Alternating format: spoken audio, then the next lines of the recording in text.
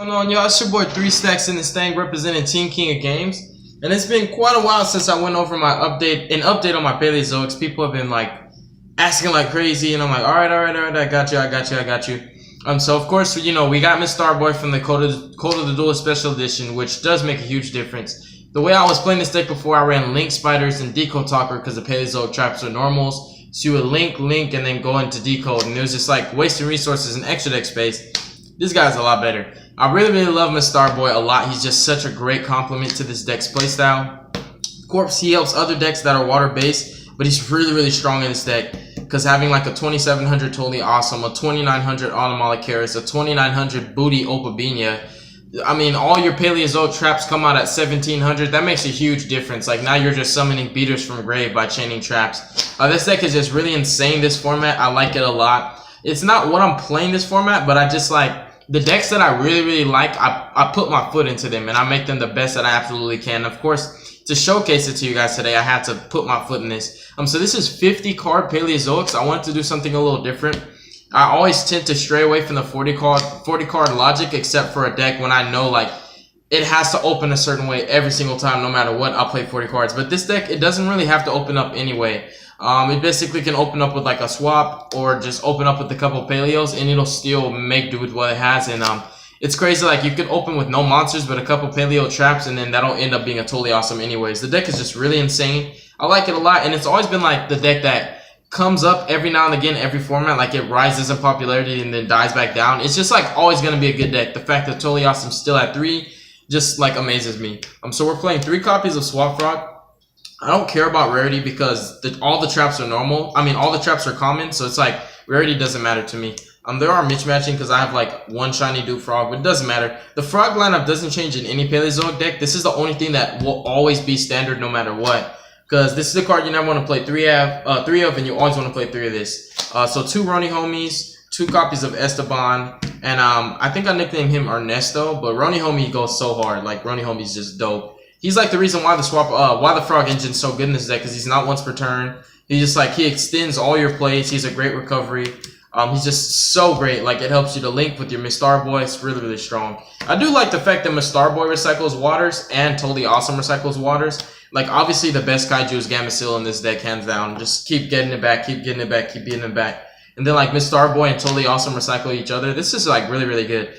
For the spells, we're playing 3 copies of Card of Demise and also 3 pots. You're playing a 50 card deck, so 3 pots actually helps out a lot because it not only thins out your deck, but it doesn't really hurt you. There's like nothing in this deck that you banish that hurts except for the Ronin Totems. But more than likely, like, you're not going to banish both of them, and also there are those situations where you have swap and you can send this from the deck to the grave first and then resolve your pot. So pot like never hurts this deck like ever. 3 is just a no-brainer because you need to open up with more traps. Like, especially when you're grinding it out, like your opponent's playing through your back row, you're chaining traps, and then it's like, okay, I got all these Paleozoics on field but nothing in hand. Like, you need Desires. You need draw power in this deck. That's why I feel like these spells are just so important. They're the only spells you play, but they're just like extremely important. Like, you have to have the draw power. Demise kind of changes the tempo of the deck, but you can afford to take turns off sometimes.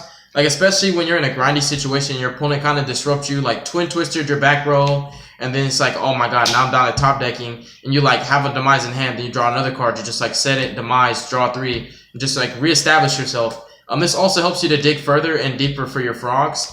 Because like sometimes, you know, if your opponent like has something you really need to get over, you like need the frogs. Like, you need the frogs to make an instant Totally Awesome. So like, you use this, you dig, and then you get the frogs, and then you just like normal summon, swap, dump Roni, and then bounce. Or I'm sorry, not bounce, you just pass turn at that point. And then like chain trap, disrupt your opponent, make your Totally Awesome. You already have Ronin Totem in grave, and that's the most important thing.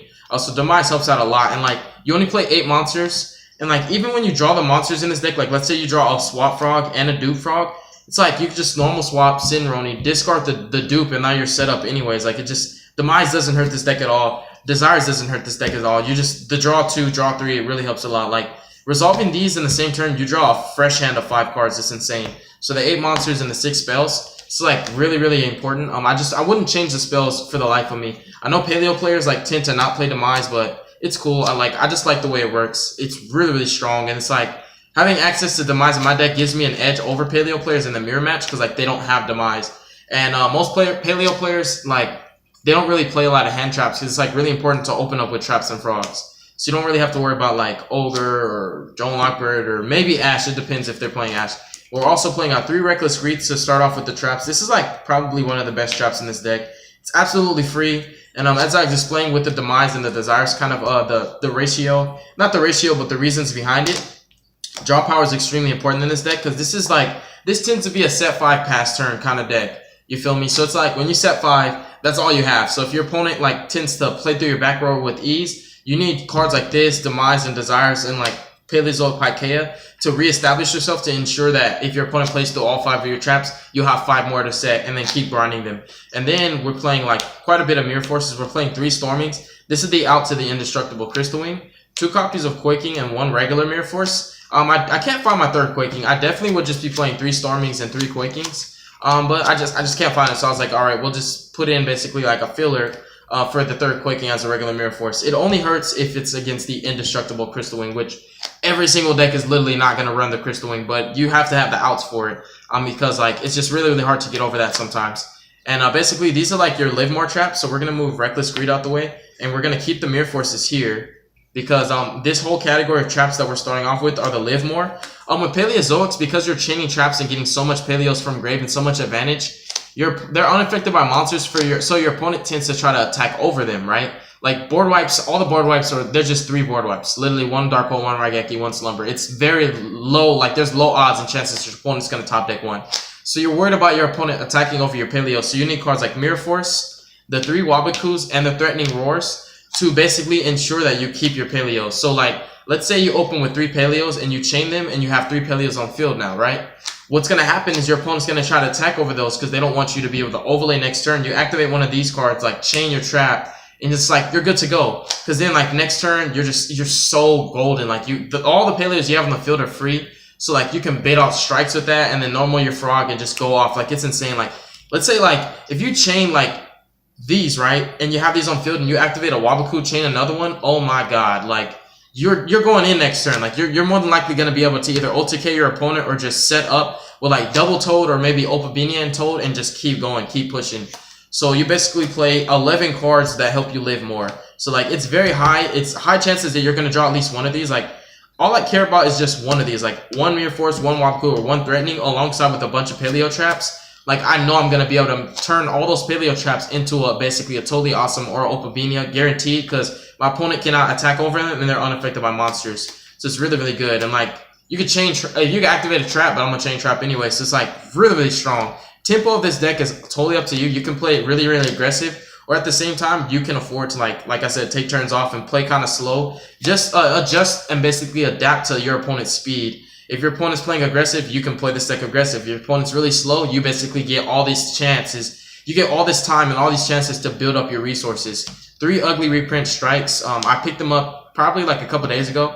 I'm trying to buy like 30 Strikes and like 30 Potted Desires, like the reprints, just so all my decks can have them. I'm crazy. 2 Lost Wind. It's a really, really good trap. Yeah, mismatching rarities, but again, I don't really care about the rarity in this deck. It's like too much commons anyways. So 2 Lost Winds. It's only really bad against the Spiral matchup if they normal summon Tough, or if they normal summon Quick Fix, you can't do anything to that. But everything they bring out after that is going to be special summon, so Lost Wind's going to be really, really strong. And it's just like free. It's totally free. You just chain it. Activate it, chain trap, goes to grave, get it back. It's really, really good. It's one of the best targets for your Maria. Oh, so that sums up like basically the non-paleo traps, which are like you can say the paleo traps are actually better, and they really are because they always turn into monsters. Like if you open up with all paleos, it's actually really, really good because they all become monsters, which if you open up with all paleos, look at it like, oh, I have 2 totally awesomes now. It's really, really strong. Then you have 3 copies of Dinomisius. You hate to discard in this deck because you really don't like to discard anything, but this is too broken. It's like an out to generic stuff like that, just the redundant stuff that just can't be destroyed, which is really, really annoying to get over. The Crystal Wing that can't be destroyed. The True Draco back rows. Draco is still here. Trust and believe you're going to see it. Banish. Like if they activate Draco Apocalypse to like tribute on your turn, you chain this. Chain trap, banish, get it out of here. It's just really, really stupid. Unfortunately, in the same chain link, you can't chain multiple traps. So if they like activate Apocalypse and you know you have a response, don't chain your trap to Apocalypse because you're going to have to chain a trap to get rid of the Apocalypse anyway. So just chain to this. Just really, really strong. And then you're playing 3 copies of 3 copies of Canadia, 3 copies of Olenoids. These are like the generic ones that just out stuff. One thing I don't like about these wholly rely on your opponent having cards that can be targeted. So if your opponent has a Dark Destroyer, you really can't use these at all. And if your opponent has back row like the Pendulum matchup, like the Pendulum Scales that can't be destroyed because of Pendulum Call, like their scales can't be destroyed now, like you can't use these. So I play a lot of other paleo traps that you actually can use without relying on your opponent. So we play the best one really to me is 3 Maria. 2 Pikaia. I wanted to play that 3 so badly. Like I still to this day want to play 3. Like I might end up playing 3 anyways because it's like, this is my favorite one. Maria is like the best one, but this is my favorite one because it's like, this changes the tempo of the game. Like when you make your Opabenia and you just have Paleos in hand, like you just play them from hand like spells. Like if you don't have this, you search it, play it, and then you just draw chain traps and then just keep going. It's insane. Like, oh my goodness, it's so good. I really want to play 3 of this. It's funny because Paleo players think this is like the worst one. I love this one so much. Pikaia is just so good. And of course, as I explained, like draw power is important. This deck has a lot of draw power. Especially like once you get your Anomalocaris on field, like this becomes a draw 3. Your Reckless becomes a draw 3. Every trap becomes an upstart in addition to its effect, like every single trap. Like you can go Canadia to Book of Moon, chain trap, and then draw cards. It's just really stupid. Like Anomalocaris is one of my favorites. You play 2 Hallucigenia. This is your damage step. Like this is really, really good damage step. Nobody expects this. No Paleozoic players play this. I promise you, no Paleozoic players play this trap. They don't. They just play standard 3/3/3 and like 3 Marias and like the Lee and Kaya that returned from Bandit Zone. When you have this guy on field, like you just surprise your opponent in damage step. Surprise! Half your attack, bam. You have to continue because we're in damage step. You can't be like, oh, damage step, I withdraw my attack. You can't do that. It's too late. And because we're in damage step, you literally can only do one thing. Negate this. That's it. Or you can activate another card that modulates attack and defense like this does. That's why it's so clutch, because you can use it in damage step. And by using cards like this in damage step, it limits what your opponent can actually do in response, which is pretty insane. So 2 Hallucigenia. It's also another card that you don't have to rely on your opponent. Like there have been games where I would like resolve a trap, chain trap, and then activate Hallucigenia, targeting my own trap, half its attack, chain another trap just to get more monsters on field. It's like a smart way to play. And One Lee and Kaya, although this is a great trap and it does return your banished power from Desires, what I hate is drawing into this. Like I'd much rather search it. So this is something I just cut to 1. It's literally like just 1 less recursion. For the most part, this is like an instant toad. Like let's say you have a Ronin Toadin and like 1 swap frog. You banish the 1 swap, you special summon the Ronin, then you activate this, chain a trap, put the swap back for the Ronin Toadin, and then you have a free Totally Awesome right there because like the frog you banished is completely it's free because it comes back, and then this like got another trap. So it's like a free toad. It's a really nice play, and you can actually look at the face down cards you banished when you resolve this. For the Pot of Desires, like you can look and put whatever you want back. You don't have to select it at random. You just return anything. So 50 cards, yes, 50 cards in the main deck. Yes, 50 cards. Hate on it if you want. I mean, honestly, my bills are still paid. I'm gonna be happy no matter what. You can hate on it. Extra deck is Miss Starboys. Ha, psych. It's not the only thing in the extra deck. The Starboy is like the star of the extra deck. He's really, really strong. I actually want to play 3 of him because like my extra deck has 2 open slots at 13. I'm still trying to get the rank 2 Sky Sentry Calvary or whatever, Centuria. The one that like bounces monsters if it battles and it can be destroyed by battle. But this card is like really, really good. Like Miss Starboy is honestly the best monster in the extra deck aside from Totally Awesome itself. My actual favorite monster is Opabenia. I like him over like all the other cards. He's like my go-to. But Miss Starboy, like I can't lie, he's really, really good. And something I noticed a lot of Link players don't do. Like here's something I'm gonna share with you guys. You can link from Miss Starboy. Let's say this is your extra monster zone right here, and your opponent doesn't have one in here, and you cleared it. You can literally link from a Starboy, make your double toad. Like this deck, because you change so many traps and have the frogs, like you can spam rank 2s like crazy. So like let's say you go double Totally Awesome in both these zones, then you link with him and another frog, summon the other Miss Starboy in the other zone. Pay attention. This was 1 extra monster zone. If your opponent does not have this occupied, you can absolutely link summon next into this zone. Then you make Opabenia and Anomalocaris right here. Then you have, look at that, like that's insane. I've actually done it. Like it's retarded. Like it's so stupid. Just the link mechanic. Like I love link format. Me personally, I think link format's great. A lot of people are like, oh, you can't play your decks anymore. Yes, you can, dude. You just have to learn how to work with links. And there are some links that actually make the game a lot better. And like some links like this guy makes Paleozoics like 10 times better than they were in the past. Because not only does he recycle, but 500 boost? 500 boost? That's a huge difference because this bad boy, which we play 3 of, comes out at 2,700. And when you link and go double Miss Starboy, you literally have a 3,200 beater toe. Like, That is just stupid. Toad's one weakness was he had such low attack. That's why you would go dupe lock, bring out 2 dupes so you can't attack anything, and then just have him and just sit on him. Nah, man, we got like 2,700 Toads. Yeah, 29 booty on the Opalbinia, which is actually my favorite one. I ain't gonna lie, Toad is impressive. Like, he's insane. His best effect is not when he negates. His best effect is actually when he takes it. Like, and spirals are gonna be so popular, right? I can literally just take your spiral tough and then use his effect. Call like monster, which more than likely you're gonna play monster spell. If I call it right, pop on your card. Or I can take your spiral sleeper and like use his effect targeting his self and 2 of your cards and just like destroy them. And yes, you're gonna get sleeper's effect when he's destroyed. Like, those are just great examples. And depending on the matchup, like he steals anything. Like, if your opponent dark holes you, chain, give me your dark hole. Like, whatever card I don't play, Toad can catch it with his tongue and then give it to me. So I like him a lot. He's really, really annoying, and he's still at 3. That's just retarded. The Opalbinia, like I said, this guy's like my favorite monster. Just because I can play my Paleos from hand, so it saves me from Twin Twisters and Cosmic Cyclones because I don't have to set my traps anymore. Like, I just think this guy's just insane. He's like the best one in my opinion. I know Toad negates. I know Toad's great, like, but this is my favorite one actually.